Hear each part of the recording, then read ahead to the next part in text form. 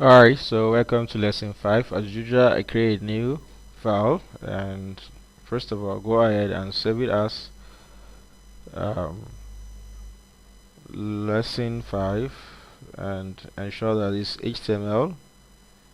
So I have the HTML and save it out like that. So I have HTML 5.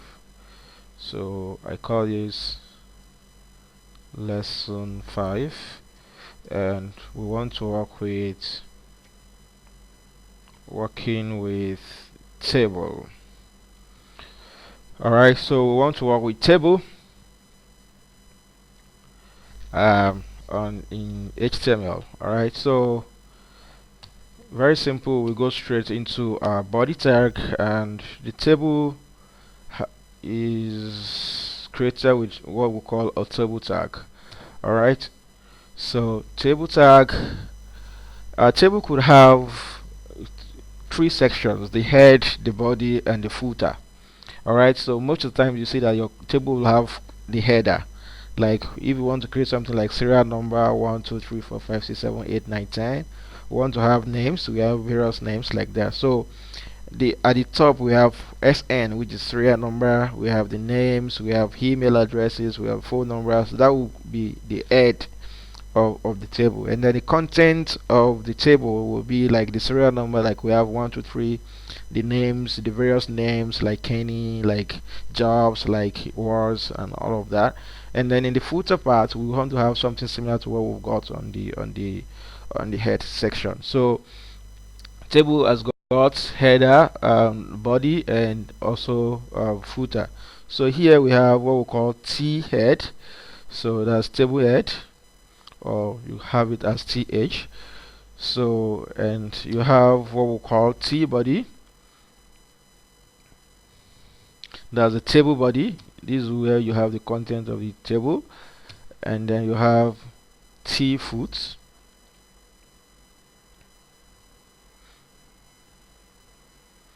So you have table footer like this. So these are the three sections of the table. If you don't specify them like this, you're still going to have your table work well. But it's just important that okay, you have everything laid out properly. So this is going to have your head, your body, the content will be here, and the footer section of your table is going to be here. Alright, so if you save it right now and look at it, you may not see anything. So let's go back to our pages. So I go to my desktop, and then lesson 5, open it with Chrome. So nothing yet because the table doesn't have any content, so she's not aware of this structure yet. So what we need to do would be to go ahead and put the content there. So a table contains, apart from the head, the body, the column, another thing that we need to remind ourselves is a table contains rows and columns. It contains rows and columns. Alright, and it's inside a row that you have a column. Alright, so here let's say I have a table tag right here, and in there let's say I want to specify the head section. So let's say I have this is th, I have it like that, and let's say I have serial numbers, and after this I have another one and another one, and here I have name, and then I have emails. Alright, so let's say we have something like this. So these are three columns. The first one is serial number, the second one is name, the third one is email. So if you save that right now and pretty much go ahead and refresh, so we can see something like that: serial number, name, and email, like that. So we may style this table and make the width to be bigger. So style equals to, so we can give it a width, let's say we give it 500 pixel, so it's extends, so it's a lot bigger now, so something like that. And if you like, you could equally give your table a background color, background image. Every single thing that we learned before are still valid. You want to give a background color, background image, and every other thing that you want to give. Okay, now so I'll come into the body and supply the content of to this, like the serial number. So to supply the content, I'm going to have table row, which is tr, so inside my row I'll have what we call the table data, that's the td. All right, so in the body, so this is the data of serial number. So the first thing, according to this, the first one is serial number. Then I'll have, let's say, my number one there. Then I have another data, that's the data for name for the first row. This is the first row now. So for the first row, let's say I have have Steve Jobs. All right, and for the email data, I have, for the email data, let's say I have Jobs at gmail.com. Okay, so if I save that, then I'm going to have it like that. So I can have number one is Jobs, then I have serial number one, like that. So I have them that way. Okay, now so let me put this into a row as well, then so that it's properly aligned, so I can have that way. Okay, I can, let me move the head section how, so the T head will still serve us like that. So everything is fine, yeah, with or without it. Alright, so now let me have more contents. I have more contents, that's another row. I have something like this. I have number two. I have Linus Torvalds, and then I say Linus at gmail.com.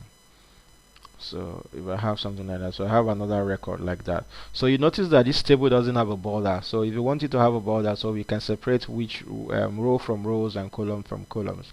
So we have two ways of doing it. I can come in here and specify the border. So I have border equals to 1. So this is earlier version of HTML. So we can just specify the border for the table, and the table will take its border like that. Okay, so but the latest version, this HTML5 which you're recording, is not, this border is no longer supported. So even if it's working, just like some of the other ones that we've seen earlier on, it's important that we know the right way of doing it. And the right way of doing it will be to use style tag for it. Okay, so instead of this, if we come in here and use a type tag, so we can come here and say, since this is one property, we've specified the width, we could specify the border.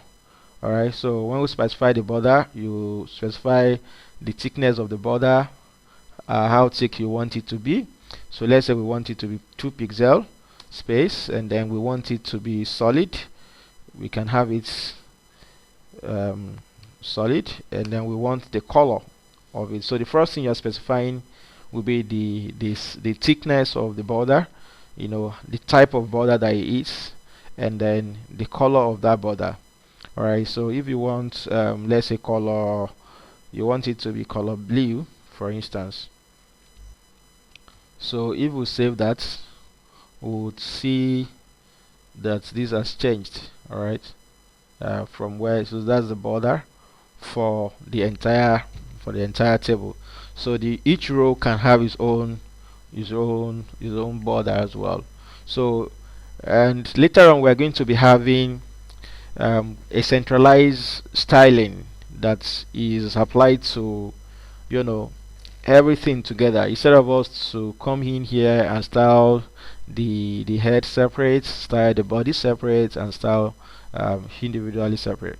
Alright, so but for now, let's still just deal with what we have now. So the next thing I want to have do would be, let's say in the head tag, I can ASCII to equally have its own border as well, because that border just takes I give border to the entire thing. So I say border have the same thing. So if I want to have to this I want it to have the same thing, I can come in here and make it have the same thing. So I can have that.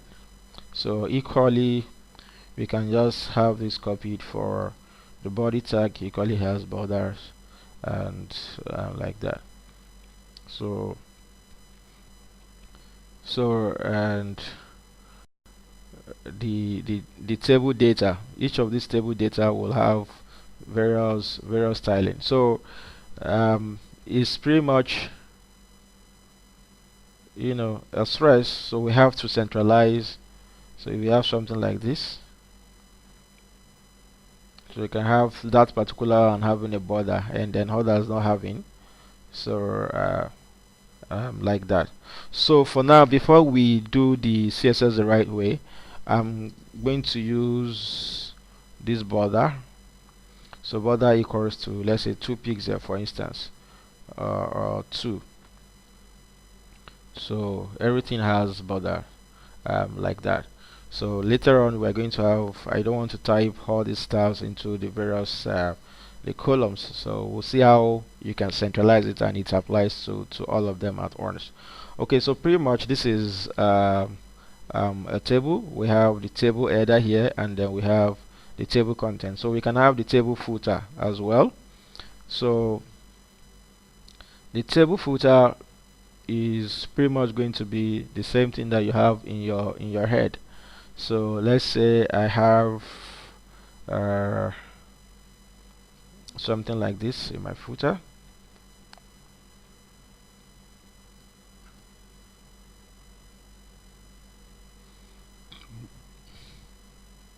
So we have the same thing that we got in here. So the idea is, if the data is very large and you're down, so you want to have uh, have a feel of what the content is from the below.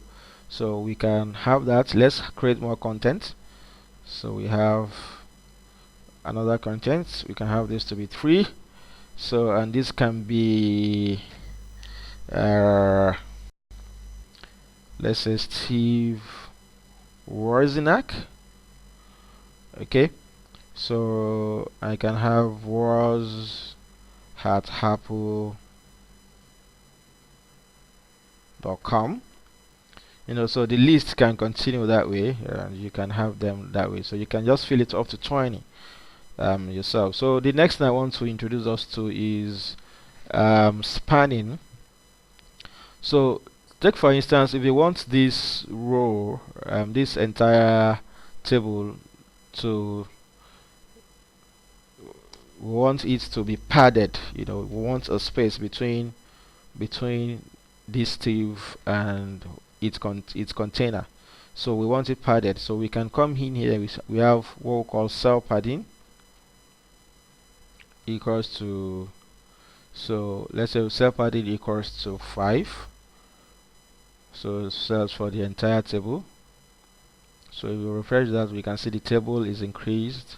And if you want one cells to be spaced from the other by certain amount, so we can equally go there and say cell spacing equals to, let's say, 5 as well. If you save this and if you refresh that, you're going to have this saved. Cells, you can see the spacing between them. Let me specify a bigger value, so we could have a proper feel of it. So let me say I have a 10 padding, cell spacing and cell padding 10. So you can see it's that way. So the content is well separated from the boundary, and one cell is well spaced from the other. So this is controlled by cell spacing and cell padding. Alright, so the next thing I want to have is, let's say our table has a caption. Okay, so let's say our table has a caption.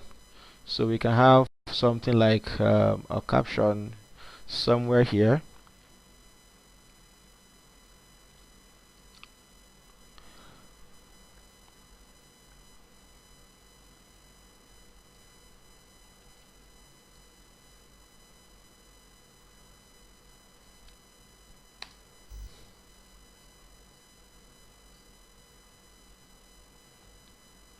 So I say I just have something like this, tech gurus, as my caption. So you could have that, so I can see something up here and showing as the caption of the table, and is well centralized.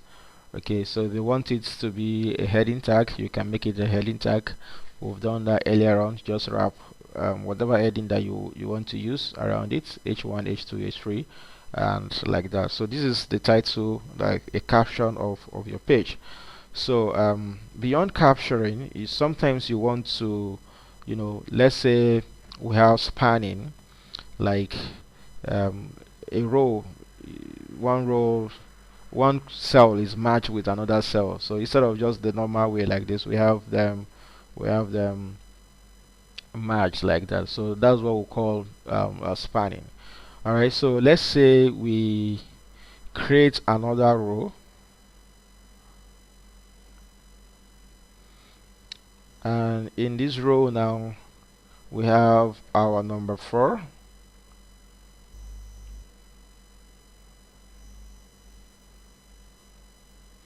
So just properly format it so it can be good to look. All right, so I have my number 4 and I want to put someone else there. So let's have Bill Gates. Then I have Gates at Microsoft.com. Microsoft.com. So I have this way. Now, of course, you notice that there will be more rows. So if I want this row to take two space, this wants to take this cells to take two spaces, so I can have row span. So I have what we call row span. So if I take 2, then this is not specified. Okay, sorry. Let's say we have column span, and the column is the one that will take 2 cells horizontally. So let's say I have column span. So, and this is not specified, so this one takes 2 spaces. All right. So if I have this refresh, so I can see that this 4 is taking the space of the serial number and the name. Okay, so it's taking 2 spaces, its own default space and the space of the name beside it. That's what the 2 means. So if I say it should take 3, it means there won't be a room for this one. So I'm going to get it deleted. But before I delete it, let's see how it looks. So if we have it like that, so I'm having an abnormal table because all this I only have 3 columns, and I've asked this guy to occupy the 3 columns, and yet I'm having an additional column in there. So, and this guy is more than them by 1 column, and that's why you can see it's extended by 1 column and the rest do not have that. Okay, so for me to have my proper table back, I have to get this last guy deleted. So when I get it deleted, this last one just takes 3 spaces. It takes the space of serial number, it takes the space of name, and it's taking the space of emails. All right, so that's about that. So let me take this back and let this guy take 2 columns. So depending on the number of columns that you have, so when you specify the numbers, it means that's the number of columns it should take. All right, so let's say I want one that would span through rows. So let's say something should occupy here and here, Jobs and Linus. Yeah, instead of just, so I want these 2 cells to get matched together. That's Steve Jobs and Linus Torvald. So I can just go to Jobs and I can say row span. It means occupy two rows. So I say 2, and then what that means is I don't need a Linus here. All right, because someone will take his space. Okay, so when I do that, refresh, so I can see that Jobs is taking the space of himself and Linus together. So he's spanning across rows. So let's say I specify that it should take 3. So you see the effect of that. When I specify it should take 3, then it's taking the space of walls as well. Then because was originally has his own row, so this is shifted this guy to the right. All right. So and if I want a proper table, so I can have to I may have to just delete this. So if I get that deleted, refresh this, and then I have Steve spanning through 3 rows. All right. So I have them like that. Okay, so pretty much the content that you put in here, we are putting text. You could actually put, images in various cells. So you can have different image in here. The same way you put content there, the same way you put this there. You could come here and put IMG, SRC, all those that we did under images. You can bring them here. For instance, so let's say I come in here, and instead of this, okay. Now let me add an additional column. I have that columns to be picture. So let's have th, which is the t header. Then I have this to be profile image. Alright, so when I have that to be profile image, so I can come in here and I have this td as well for all of them. Now, so the first one, I'm going to have img src equals to, and this is jobs, so I bring in image for jobs. So I have jobs.jpg. Now because this is a table and I don't want to mix up this table, you notice that this is going to be too big. We taught ourselves in the earlier lectures on how to resize it. So we said we can use the width and height attribute, or we could use the style attribute. So let's say I'm using style attribute, and I'm specifying that the maximum or let me say I just specify that its width should not be more than 50 pixel, and its height shouldn't be more than 50 pixel as well. So once we have this saved like this, then I refresh, then we'll have that guy there. So that is image. So you can go ahead and get the images for the rest. So if I come in here, I have another image. So I come in here, I have another image. I come in here, I have another image, and like that, and I ensure that this one has a profile image column as well. So I say profile image. All right. So let me update their pictures. So let's say this guy is yeah, so we got him so let me just use mac.jpg, use this guy as was.jpg, and then I have larry.jpg. so when I have all this saved, so I can have all of them in their various cells. So what I've been able to achieve, at least how to create tables, table, various sections of the table, the head sections, the body section. Let me separate the head very well. So let's say we want to have the head to have a background color.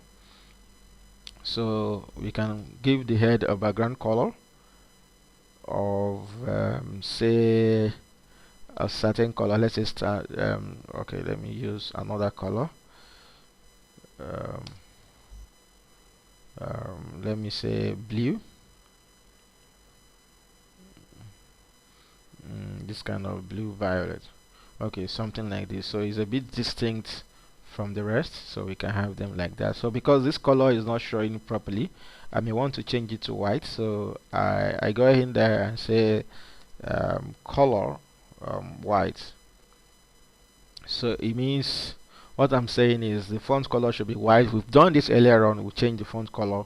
We've done this earlier on, we changed background color. You understand? So this is pretty much a revision. So this, what is new on this page is introducing border to a particular element and specifying the width of the border, the type of border it should be, and the color of the border. Alright, so if you refresh that, so you see that we have the color in that particular text. So pretty much any row or any cells, any column can be painted. So you can give background to any color, you can bring in images to any background and to any of the cells. You can equally give a background image entirely to this table. Okay, so if I need to paint this entire table. Okay, so I just simply come here because I already have a style tag as well, so I can just say, okay, I want to give my table a background, the entire table, talking to the entire table. So I have background color. So I want to give something that is different from what I specified in the head tag, so we can see the difference. So when I do that, so you can see the entire table is taking the background color that you've given. So the same way will apply if you use a background image for the table as well. So you can use a background image, background color pretty much for um, any of these things that you've done. So when you say background image, you specify the URL, tell it to repeat or not repeat, you know, if it's to repeat X or if it's to repeat Y. So pretty much this is your table. All right,